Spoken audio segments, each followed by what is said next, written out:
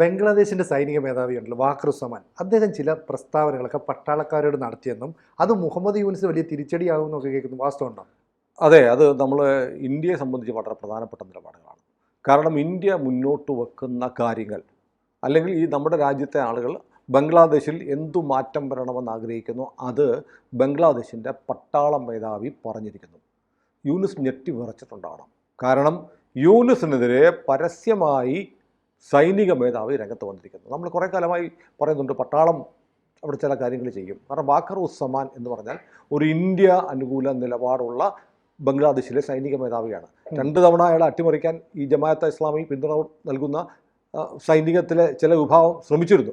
പക്ഷേ ഇന്ത്യയിൽ ട്രെയിൻ ചെയ്ത, ഇന്ത്യയിൽ പരിശീലനം കിട്ടിയ, ഇന്ത്യ പരിശീലിപ്പിച്ചെടുത്ത ഒരു മുതലാണ് ഈ ബംഗ്ലാദേശ് സൈനിക മേധാവി. അതൊന്ന്.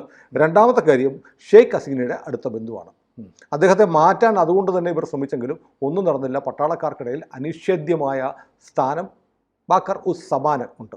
വാഖർ ഉസ്മാനല്ല, ഉസ്സമാനാണ് അദ്ദേഹത്തിൻ്റെ പേര്. അപ്പോൾ ഇന്നലെ ധാക്കയിൽ മിലിറ്ററി ഓഫീസർമാരുടെ ഒരു വലിയ ഗാദറിങ്, ഒരു മീറ്റിംഗ് ഉണ്ടായിരുന്നു. മീറ്റിങ്ങിൽ ഇദ്ദേഹം പ്രസംഗിച്ചിട്ട് അദ്ദേഹം പറഞ്ഞ ഓരോ വാക്കുകൾക്കും വലിയ കൈയടിയായിരുന്നു മിലിറ്ററി ഓഫീസർമാരിൽ നിന്ന്. അദ്ദേഹം വളരെ കൃത്യമായ സൂചന കൊടുത്തു. ഒന്ന്, രാജ്യത്തിൻ്റെ പരമാധികാരം, ഭൂമിശാസ്ത്രപരമായ ഘടന, ഇതു മാറ്റുന്ന ഒന്നും ചെയ്യാൻ പട്ടാളം സമ്മതിക്കത്തില്ല. അതിന് കാരണം ഇപ്പോൾ 2 പ്രധാനപ്പെട്ട കാര്യങ്ങൾ യൂനിസ് സർക്കാർ എടുക്കാൻ പോവാണ്. ഒന്ന്, ചിറ്റഗോങ് തുറമുഖം. അറിയാം, ബംഗ്ലാദേശിൽ ഏറ്റവും കൂടുതൽ ഹിന്ദുക്കൾ താമസിക്കുന്ന ഒരു പ്രദേശമാണ്. ശരിക്കും നമ്മുടെ ഭാഗമായി മാറേണ്ടുന്ന സ്ഥലമായിരുന്നു ചിറ്റഗോങ് തുറമുഖം. ചിറ്റഗോങ് തുറമുഖം ഇപ്പം നടത്തിക്കൊണ്ടിരിക്കുന്ന ഒരു പ്രാദേശിക കമ്പനിയായ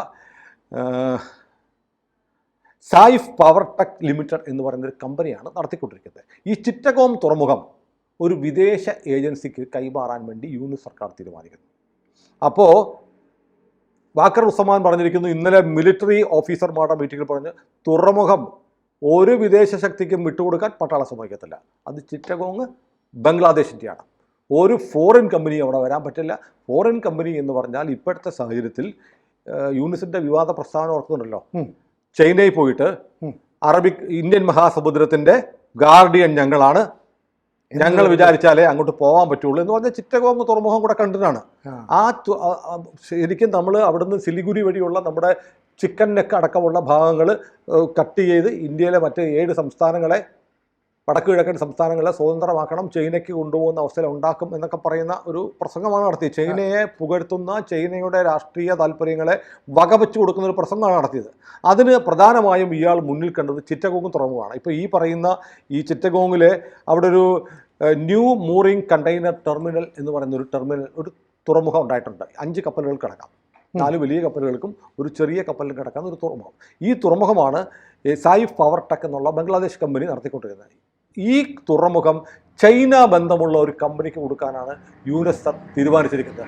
ചൈനയിൽ പോയി ചൈനീസ് പ്രസിഡന്റുമായി നടത്തിയ ചർച്ചകൾക്ക് ശേഷം ഈ ചൈനീസ് കമ്പനിക്ക് കൊടുക്കാമെന്നുള്ള അച്ചാരം എഴുതി കൊടുത്തിട്ടാണ് മുഹമ്മദ് യൂനിസ് വന്നിരിക്കുന്നത്. അപ്പോഴാണ് പട്ടാള മേധാവി പറഞ്ഞിരിക്കുന്നത് നടക്കില്ല. അപ്പോൾ ആർമി കൃത്യമായി നിലപാട് വ്യക്തമാക്കുന്നു, നടക്കില്ല. 1 ഇഞ്ചും മണ്ണ് ഒരു സ്ഥാപനവും വിട്ടുകൊടുക്കാൻ സമ്മതിക്കത്തില്ല. ഇനി മറ്റൊന്നുകൂടെയുണ്ട്. ഐക്യരാഷ്ട്രസഭ ജനറൽ സെക്രട്ടറി ആന്റോണിയോ ഗുട്ടറസ് ബംഗ്ലാദേശിൽ വന്നിരുന്നു. ബംഗ്ലാദേശിൽ വന്നു കഴിഞ്ഞിട്ട് അയാളൊരു സ്റ്റേറ്റ്മെൻറ്റ് നടത്തി. അവിടെ മ്യാൻമർ ഉണ്ടല്ലോ, മ്യാൻമറിൽ അരക്കൻ മേഖലയിലുള്ള റോഹിംഗ്യൻസ് ഒക്കെ വലിയ ബുദ്ധിമുട്ടിലാണ്. അവിടെ അരക്കൻ ആർമിയുടെ കയ്യിലാണ് ഈ പ്രദേശം മുഴുവൻ. ബംഗ്ലാദേശിൻ്റെ അതിർത്തി മുഴുവൻ പലതവണ നമ്മൾ പറഞ്ഞാണ്, അതിർത്തി മുഴുവൻ അരക്കൻ ആർമിയുടെ കയ്യിലായതുകൊണ്ട് റോഹിംഗ്യൻ മുസ്ലിങ്ങൾ വല്ലാത്ത കഷ്ടപ്പാടിലാണ്.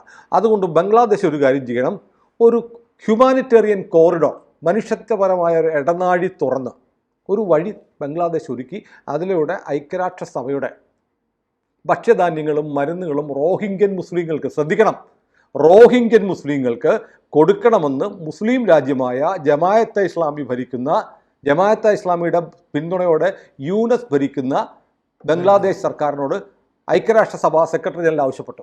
യൂനിസ് സർക്കാർ സമ്മതിക്കാമെന്ന് പറഞ്ഞു. അപ്പോൾ വാഖർ ഉസ്സമാൻ പറഞ്ഞിരിക്കുക, നോ ബ്ലഡി കോറിഡോർ, അങ്ങനെ ഒരു സംഭവം നടക്കത്തില്ല. അങ്ങനെ റോഹിംഗ്യനെ തീറ്റിപ്പൊറ്റിക്കാൻ ബംഗ്ലാദേശ് മണ്ണിൽ നിന്ന് ഐക്യരാഷ്ട്രസഭയല്ല അതിനപ്പുറത്തെ സഭ പറഞ്ഞാൽ സമ്മതിക്കത്തില്ല. നിലപാട് വ്യക്തമാണ്. കാരണം അങ്ങനെ ഒരു കോറിഡോർ തുറന്നു കൊടുത്താൽ അതിലൂടെ ഈ റോഹിംഗ്യൻസ് ഒക്കെ ബംഗ്ലാദേശിൽ കയറി ആ വഴി എവിടേക്ക് വരും, ഇന്ത്യയിലേക്ക് വരും. അതിനൊരു വഴി ഉണ്ടാവില്ല. വഴിയുണ്ടാക്കുക അല്ലെ? ഗാസയിലൊക്കെ നമ്മൾ കണ്ടതാണ്. ഐക്യരാഷ്ട്രസഭ അവിടെ പോകുന്നു, ഐക്യരാഷ്ട്രസഭയുടെ മറവിൽ ഹമാസ് പൂർവാധികം ശക്തിയോടെ തിരിച്ചു വരുന്നു. പറ്റില്ല എന്ന് വാക്കർ ഉസ്സമാൻ പറഞ്ഞിരിക്കുന്നു. മാത്രമല്ല അദ്ദേഹം വളരെ പ്രധാനപ്പെട്ട ഒരു കാര്യം ഇവിടെ പറഞ്ഞു. അതായത് ഇത്തരം നയപരമായ കാര്യങ്ങളൊക്കെ എടുക്കേണ്ടത് ഒരു എലക്റ്റഡ് ഗവൺമെന്റ് ആണ്. ഇതാര്? മുഹമ്മദ് യൂനിസ് ആര്? You are not a elected government. നിങ്ങളെ തെരഞ്ഞെടുക്കപ്പെട്ട പ്രധാനമന്ത്രിയല്ല. രാജ്യം ഭരിക്കുന്നത് എവിടെ നിന്നോ വന്ന കുറേ ആളുകളാണ്. അത് ഏറ്റവും ഗുരുതരമായ ഒരു കാര്യം പറഞ്ഞു. ഈ സർക്കാരിൽ ചില വിദേശികളുണ്ട്. സർക്കാരിന്റെ ഭാഗമായി ചില വിദേശികളുമുണ്ട്. അതൊന്നും പറ്റൂല എന്ന് പറഞ്ഞു. അപ്പോൾ മാധ്യമങ്ങൾ വിലയിരുത്തുന്ന ആരെയാണ് വിദേശികൾ നോക്കിയപ്പോൾ ഒരു പേര് കിട്ടി, ഖലീലുർ റഹ്മാൻ. ഖലീലുർ റഹ്മാൻ എന്ന് പറയുന്ന ആള് ബംഗ്ലാദേശിന്റെ ആദ്യത്തെ NSA ആണ്, നാഷണൽ സെക്യൂരിറ്റി അഡ്വൈസറാണ്, ക്യാബിനറ്റ് റാങ്കാണ്. നമ്മുടെ അജിത് ഡോവലിനെ പോലെ. ബംഗ്ലാദേശിന് ഇതിനു മുമ്പ് NSA ഉണ്ടായിരുന്നില്ല. അപ്പോൾ ഖലീലുർ റഹ്മാനെയാണ് NSA ആക്കി വെച്ചിരിക്കുന്നത്. അയാൾ അമേരിക്കക്കാരനാ, അമേരിക്കൻ പൗരനാ. അതാണ് വിദേശി എന്ന് പറയുന്നത്. വിദേശി. അങ്ങനെ ചില വിദേശികൾ ഈ സർക്കാരിലുണ്ട്. ആ വിദേശികൾ ബംഗ്ലാദേശിന്റെ കാര്യത്തിൽ വിദേശിക്ക് എന്ത് കാര്യം? ഖലീലുർ റഹ്മാൻ വന്നപ്പോൾ തോന്നുന്നു NSAക്ക് ആർമി ചീഫിന്റെ അടുത്തൊക്കെ ഒരു സേ ഉണ്ട്. വാക്കർ ഉസ്മാനെ ഭരിക്കാനായിട്ട് ഇയാൾ വന്നു, പോയി പണി നോക്കടാ, നീ അമേരിക്കക്കാരനല്ലേ എന്ന് പറഞ്ഞു. അതുകൊണ്ട് വിദേശിക്ക് എന്താ ബംഗ്ലാദേശിന്റെ കാര്യം എന്നൊക്കെ പറഞ്ഞ് വളരെ കൃത്യമായി ബംഗ്ലാദേശ് സർക്കാരിന് ആർമിയുടെ പിന്തുണയില്ല എന്ന് പറഞ്ഞിരിക്കുകയാണ്. മാത്രമല്ല, നിങ്ങൾ ചെയ്യുന്നത് രാജ്യത്തിൻ്റെ പരമാധികാരത്തെയും അഖണ്ഡതയും ബാധിക്കുന്ന തീരുമാനങ്ങളാണ്. എവിടെ നിന്നോ വന്ന ഈ സർക്കാർ എടുത്തിരിക്കുന്നു എന്ന് പറഞ്ഞ വാക്കർ ഉസ്മാൻ ഞെട്ടിച്ചുകൊണ്ട് മറ്റൊരു കാര്യം പറഞ്ഞിരിക്കുന്നു. ഡിസംബർ 31 അതുവരെ മാത്രമേ മുഹമ്മദ് യൂനിസ് അധികാരത്തിലിരിക്കാൻ പാടുള്ളൂ. ജനുവരി 1 2026 ജനുവരി 1 ബംഗ്ലാദേശിൽ തെരഞ്ഞെടുക്കപ്പെട്ട സർക്കാർ ഉണ്ടായിരിക്കണം. ഇല്ല, അത് ഉണ്ടായ മാത്രം പോരാ, അത് ഫ്രീ ആൻഡ് ഫെയർ എലക്ഷൻ നടത്തിയിട്ട് സ്വതന്ത്രമായ തെരഞ്ഞെടുപ്പ് നടത്തിയിട്ട് വേണം സർക്കാർ വരാൻ. എന്നിട്ട് ഇനി പട്ടാളം ബാരക്കിലേക്ക് മടങ്ങും എന്ന് പറഞ്ഞാൽ പട്ടാളം ഇറങ്ങാൻ പോവാണ്. പട്ടാളം ഇറങ്ങും. അതായത് ഇത്തരം പരിപാടിയായിട്ട് മുന്നോട്ട് പോയാൽ പട്ടാളം ഇനി ബാരക്കിലേക്ക് ജനുവരി 1 കഴിഞ്ഞിട്ട് 2026 ജനുവരി 1 കഴിഞ്ഞേ മടങ്ങുള്ളൂ എന്ന് പറഞ്ഞപ്പോൾ തടിച്ചുകൂടിയിരുന്ന 100 കണക്കിന് മിലിറ്ററി ഓഫീസർമാർ എണീറ്റ് നിന്ന് കൈയടിച്ചു എന്നാണ് വാർത്ത. എന്ന് പറഞ്ഞാൽ കുറെ നാളായിട്ട് ഓങ്ങി വെച്ചത് വടിയെടുത്ത് കൈ പിടിച്ചിട്ടുണ്ട്. അന്ന് മാത്രമല്ല, അതായത് വളരെ നിർണായകമായ ഒരു കാര്യം പറഞ്ഞിരിക്കുന്നു. ഈ രാജ്യത്ത് ഇപ്പോൾ എന്താ നടക്കുന്നത്? നിയമവാഴ്ചയില്ല. ആൾക്കൂട്ടം അങ്ങോട്ട് ഇറങ്ങുകയാണ്. Mob violence. ആൾക്കൂട്ടം ഇറങ്ങുന്നു, മറ്റുള്ള കുറേ ആളുകളെ കൊല്ലുന്നു, വീടുകൾ തീവെക്കുന്നു, ആരാധനാലയങ്ങൾ തകർക്കുന്നു. ഇതൊക്കെ പേര് പറഞ്ഞില്ല ആരുടെയാണെന്ന്. ആരുടെ വീടുകളെ തകർക്കുന്നത്? ആരുടെ ആരാധനാലയങ്ങളെ തകർക്കുന്നത്?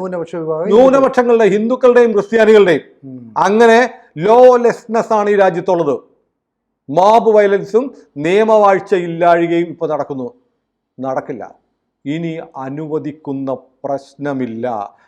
അദ്ദേഹത്തിൻ്റെ പ്രസംഗത്തിൽ ഇങ്ങനെയാണ്: army will not tolerate mob violence or lawlessness എന്നും ഇന്നലത്തെ മീറ്റിങ്ങിൽ വാക്കർ ഉസ്സമാൻ പറഞ്ഞിരിക്കുന്നു.